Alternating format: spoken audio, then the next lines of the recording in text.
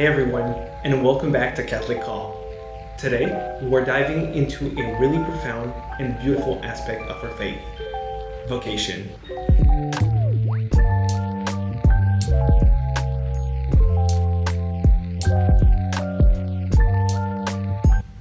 It's a word we hear a lot, but what does it truly mean to have a vocation?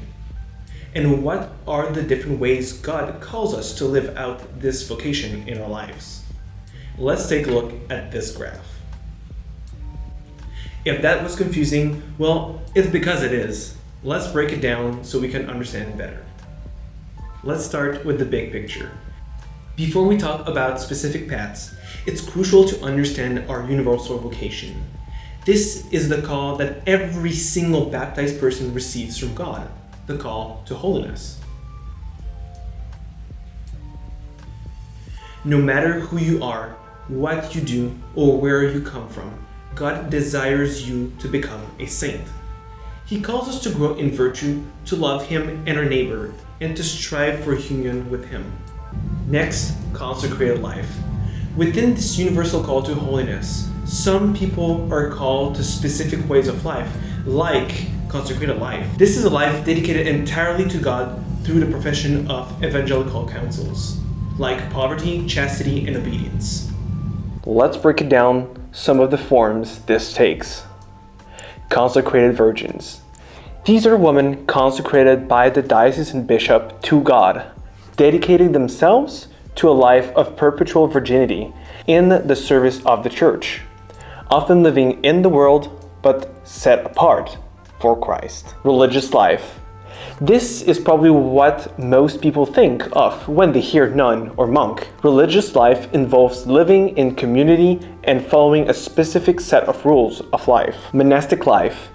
Think of Benedictines or Cistercians. This form of religious life emphasis on contemplation, prayer, and often manual labor, centered around a monastery. Cloistered contemplative life. This is a particularly intense form of monastic life, where communities like Carmelites and Poor Clares lived in strict enclosure, dedicating their lives almost entirely to prayer for the world. Apostolic religious life. These communities, like the Dominicans, Franciscans, or Sister of Charity, are actively engaged in various ministries in the world, such as education, healthcare, or social work, while still living in community. Missionary life. While not exclusively a form of religious life, many religious orders have a strong missionary charism, dedicating themselves to evangelization and service in new or underserved areas. Hermetic life. The hermetic life, or the life of a hermit, is a profound but rare vocation, where an individual dedicates themselves to God in solitude, prayer, and penance, often under the guidance of a bishop. Another distinct and sacred vocation is that of holy orders. This sacrament confers a sacred power on those who receive it, enabling them to serve the Church in a unique way, configuring them to Christ the High Priest. There are two main degrees of holy orders we often speak about for active ministry. The diaconate. A deacon is ordained to a ministry of service. Deacon assists bishop and priests in liturgical celebration, preaching the gospel, baptizing, witness marriages, and dedicating themselves to works of charity. There are both transitional deacons who are on their way to priesthood and permanent deacons who may be married or unmarried and serve the Church in this capacity for life. The priesthood.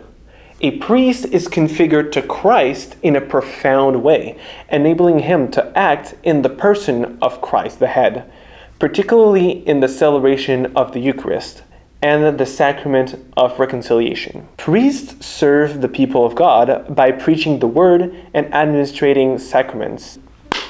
A key aspect often associated with the priesthood and some form of consecrated life is celibacy. For priests in the Latin Rite of the Catholic Church, and for many in consecrated life, celibacy is a discipline, not a dogma, That means freely choosing not to marry. This is done for the sake of the kingdom of God, allowing for an undivided dedication to Christ and His church. It's a powerful witness to the ultimate reality of heaven, where there is no marriage. Finally, and equally important, is the sacrament of marriage.